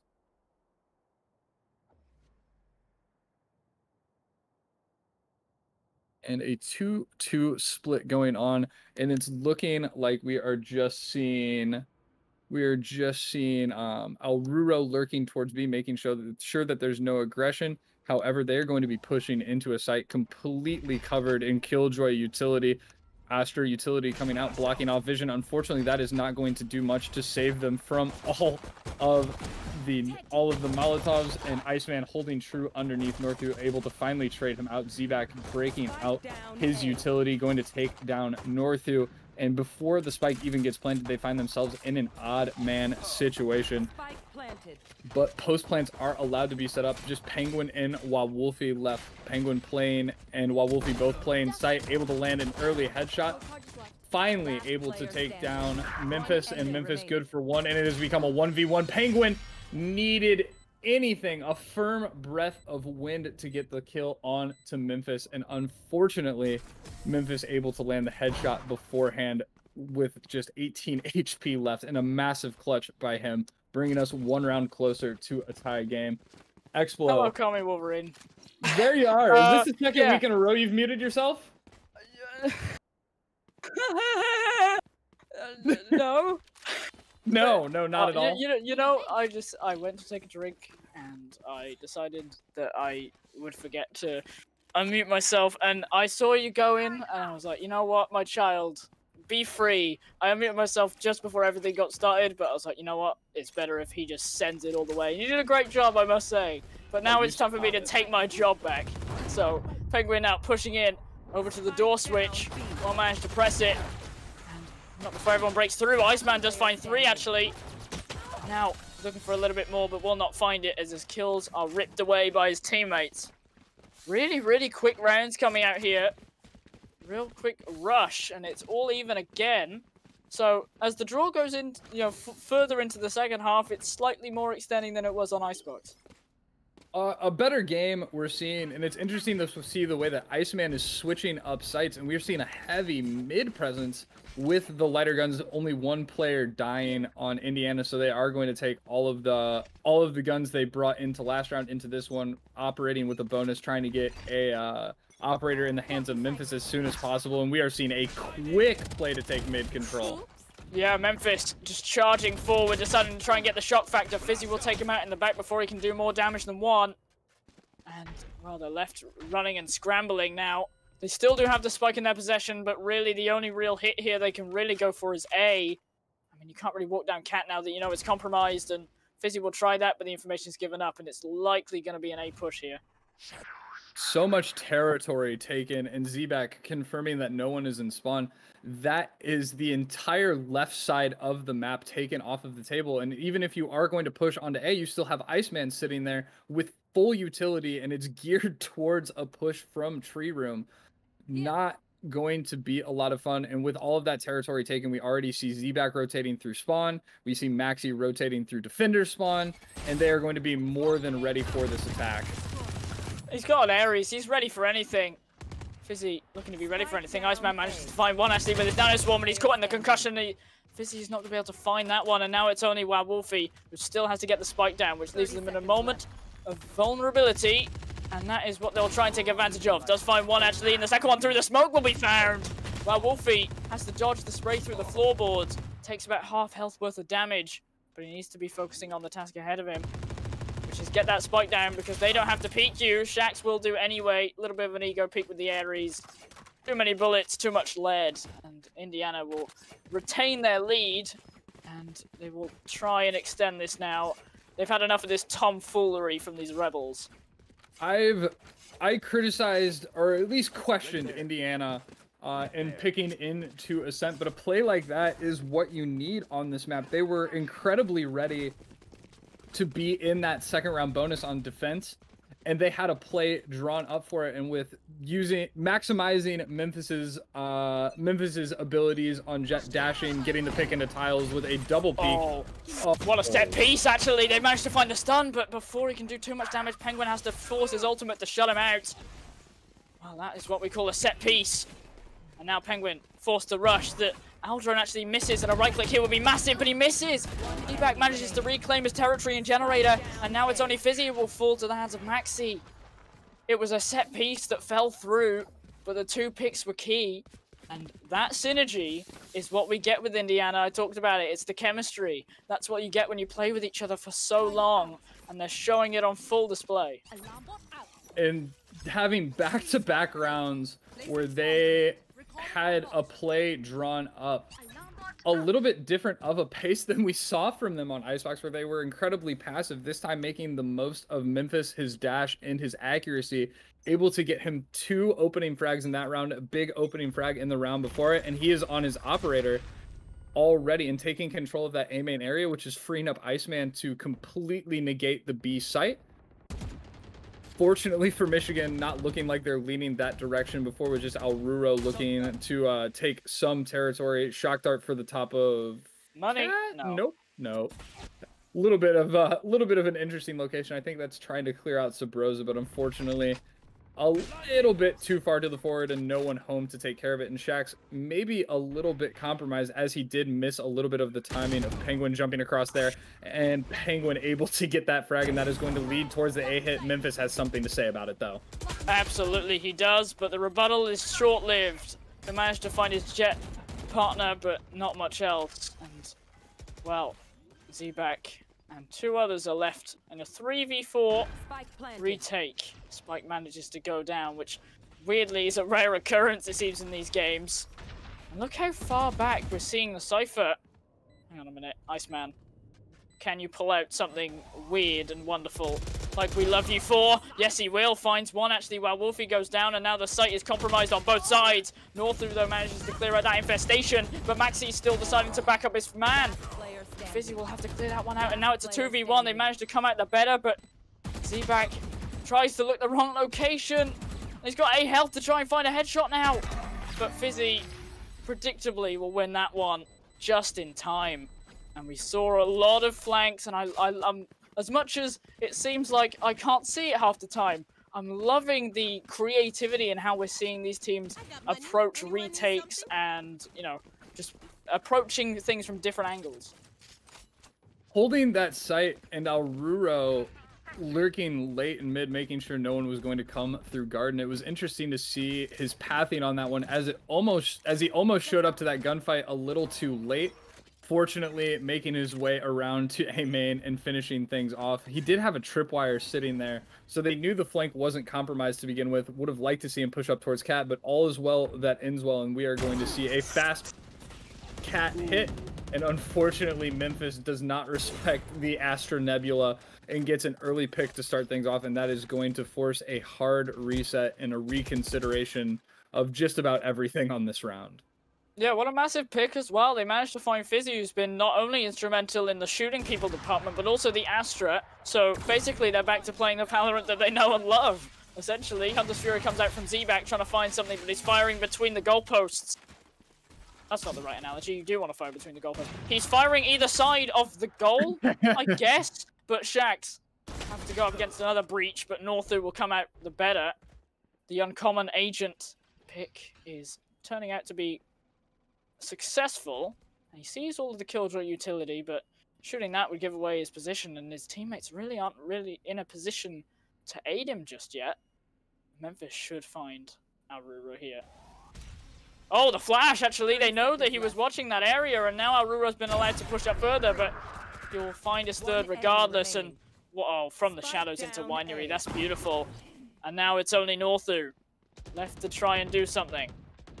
But just looking the wrong way can get you killed here. 14 seconds. Looks like the round is definitely in his hands. And by his hands, I mean Indiana's hands. Iceman will find that one. Northu taken out and dealt with. Lockdown now available, but Michigan, I say it all the time, it seems, have the ult economy, so maybe they can pull back a few rounds. 4 ultimates in their back pocket. Unfortunately, no guns to really go with it. We could see a fast play from B using the Rolling Thunder. Maybe set up a Hunter's Fury for a retake if they're able to get a pick. That Neurotheft comes in. And this might be the best opportunity we do see for Fizzy to throw up the wall. That could completely negate Market. And we are at least seeing a quick B play. Unfortunately, 3 players here to defend it. Yeah, we actually haven't seen the ultimate go up, as far as my memory serves me correctly. And now Maxi has a massive position to get a lot of kills. And the dash across will manage to distract him far enough. But Z-Back actually going huge. Memphis manages to find one as well. And it's a team effort. Flawless win for Indiana. They look set to take this 2-0 and really try, if they, you know, have a great few weeks now, they could really maybe push for that top spot or near it. And Michigan, you've got to be asking questions because you needed one of these games. You absolutely, without a doubt, especially with the schedule that Michigan's staring down, 2 tough tests. I believe Illinois and Rutgers are left on their schedule. Not beasts that are, excuse me, Purdue and Rutgers left on their schedule. Not beasts that you want to have to face with your must-win situations. This, even though it's not a good chance, their best chance at putting some distance between them and Ohio State. And if they are unable to get this round at the very, they're looking at probably being 2-0'd on maps that played in their favor, and not much going well. We see a heavy B lean, and that is going to play into their favor as A has been completely stacked, mid being cleared out, and that B hit is going to come. Yeah, well, here it is. The wall goes up, the sound is dampened, and again, can't shoot through it. So really, it's just Maxi to try and defend this unless you want to walk in blind, and you can just see and you can hear the stomping of all the feet. Walking through, Maxi will do well to find a few kills here, and will only find one. Memphis cleans up Fizzy as well, but Northu manages to clean up the intruder as well. But they have actually managed to get the spike down and sort of managed to gain their position. For now, it's 3-on-3.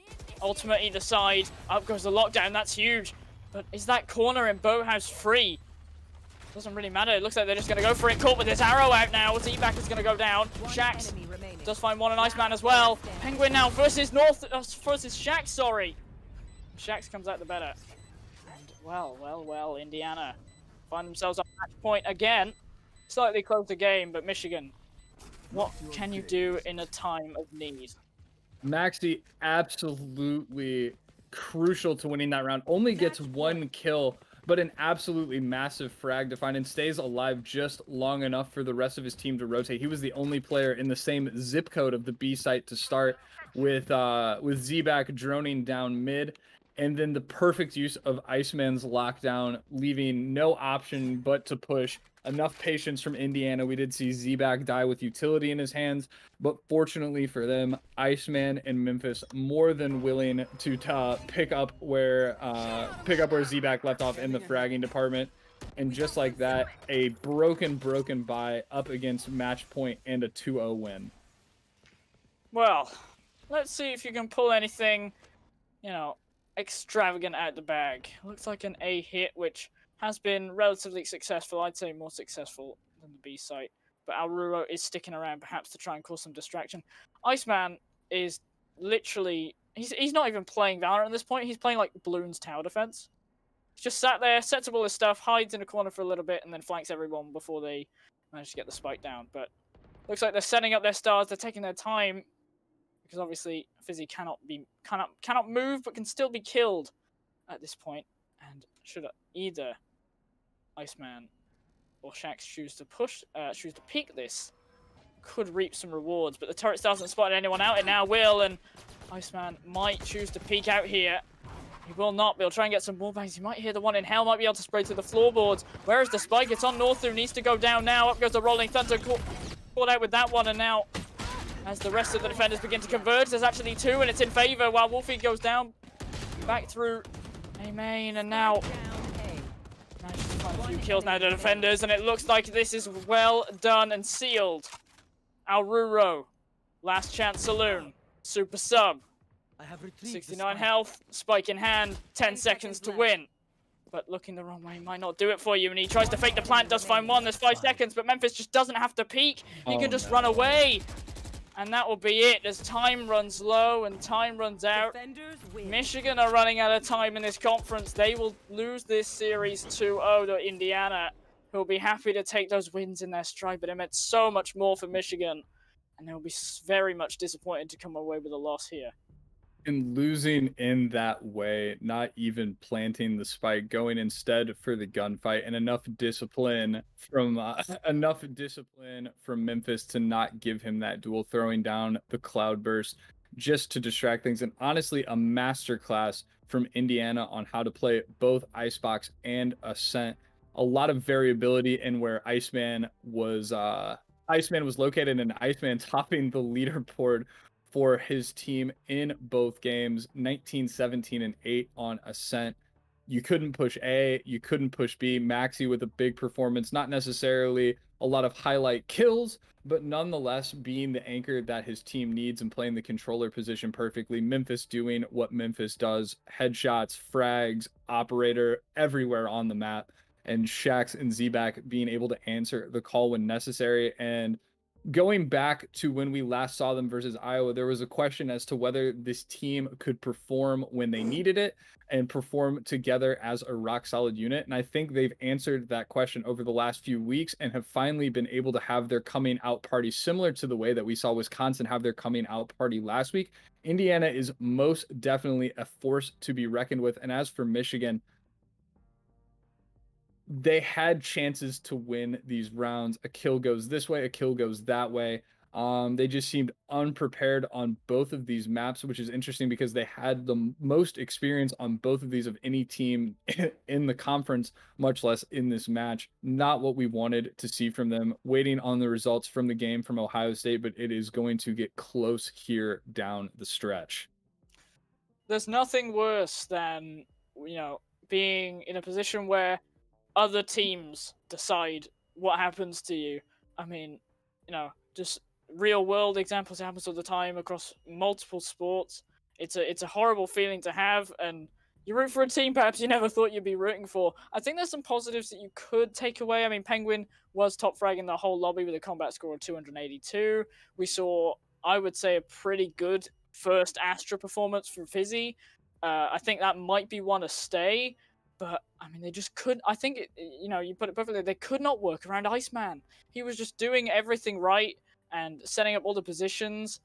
I mean, you could probably ask more of some players, but even then, Indiana won, but out of the bottom four, 3 of their players are in there, and it's not like Iceman had 45 kills and just killed everyone on the other team. This was just it was probably the best example of a team effort that I could see. We saw so many set pieces that I really love to see from both sides, and it all comes down in the end. Doesn't matter, oh, we got so close, blah blah blah. At the end of the day, when if Ohio State come out of this week with 2-0, you're now even, and you've got to push these round differentials. And if you're losing both games, you're gonna go down.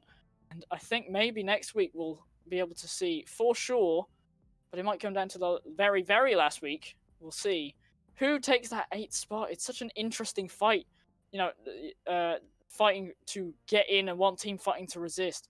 And I could not ask for anything else. This is, the storylines write themselves in a way, and maybe Michigan will just have to right some wrongs for next week. Selfishly, I want to see it come down to the last week. There's nothing quite like a final match day. You see it in, a long drawn out season for the Americans. You see it in baseball, long drawn out 162 game season, all coming down to the last day. So many different scenarios, and we're shaping ourselves up to be very similar in that department. I mean, and I can't emphasize enough, wonderful performance from Indiana. Michigan, a lot of questions that need to get answered over the next couple of weeks. But we'll be back next week. Not entirely sure what game we're going to be bringing, but we should be back to normal time, 7:15 for the pre-show, 7:30 for the game. Explo, wonderful job as always. Great to be here. A huge shout out to LV running our production. We are going to kick it to one last CORSAIR ad before we bring it back. Hold the horses. Hold the horses. Horses how? You forgot. You thanked everyone except I'm for about to thank them. No. I'm gonna do this bit. You took too long, guys. CORSAIR. That's all I need to say. What a wonderful company. They should be at the forefront, the first people that we get to, because without them, I mean, we would just be boring people not doing anything. But here we are putting on this show for you guys. Thank you to CORSAIR for making wonderful headsets, as Commy's got on right now. Wonderful keyboards, wonderful everything, wonderful RAM that I've got on my PC right now. Thank you for, putting on this event. You should definitely go and check them out. Anyway, continue. A huge thank you to CORSAIR. Thank you, Explo. Huge thank you to CORSAIR. We're going to kick it to a word from them, bring it back to the studio. We will see you guys next week.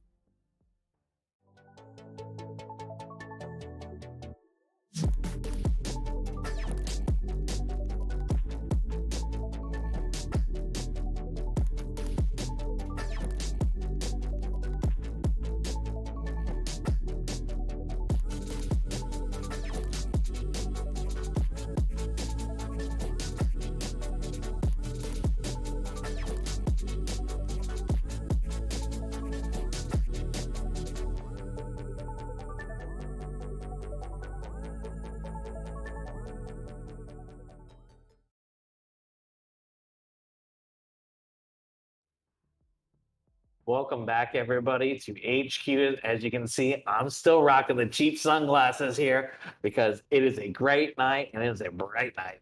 And good on Indiana for taking it all the way. They still had a pretty good game. You can see them kind of creeping up. Good on Michigan, but they couldn't bring it home today. Surprised you can see that through those sunglasses in this ever so dark building and this ever so late night. Are you actually? I can't see anything. Are you over here? That's fair. I hate this. Everything about it. You know what I don't hate? Everybody tuning in tonight for the Big Time Conference. We really appreciate it. This conference is only going to heat up over the next couple of weeks. I know we have some exciting things in store as the events get bigger and better, leading up to that finale where that $6,000 prize is finally going to be claimed. Pretty exciting. That is exciting. Can I have it? Absolutely not. But of course, everyone, we wanted to say thank you to everyone that, of course, tunes into the stream to get an understanding. As always, if you didn't find it live, you can catch it on demand across all of our channels, either here on Twitch or over on our YouTube. On top of that, a big shout out to our fantastic commentators that make everything here possible. They do a lot more than just speak on screen. They are the engines behind this stream, and it is very much appreciated. Of course, we would be remiss not to mention our good friends over at CORSAIR who are making all of this possible, especially that fantastic prize pool that is just around the corner. But guys, I know Riptide and I have some things to do here around HQ to get things ready for tomorrow and for all the new and exciting things coming on. Riptide, when's the next they can catch us here at Aquatik? That's, again, it's tomorrow. It's tomorrow at 1:30 Eastern time. You can only see myself on screen. Kami's helping us run the show behind the screens along with you. And then we're going to have Corberto and good old Shine coming back. I love those guys. Working with them earlier today and got to sneak a little bit of Valorant time with them. So yeah, they get a little double dosage of Valorant both tonight and tomorrow. What could be better? I hope they dive in and enjoy that arena. Before we wrap it up, I would like to issue one more thank you, and of course, that is to Elvie, the fantastic community manager that keeps both our community and our streams alive by running that fantastic production desk and making tonight possible. So thanks, everybody. I hope to see you here in the arena tomorrow so you can catch this guy in a whole nother Valorant arena. As always, I'm Neptune, and I'll see you in the arena.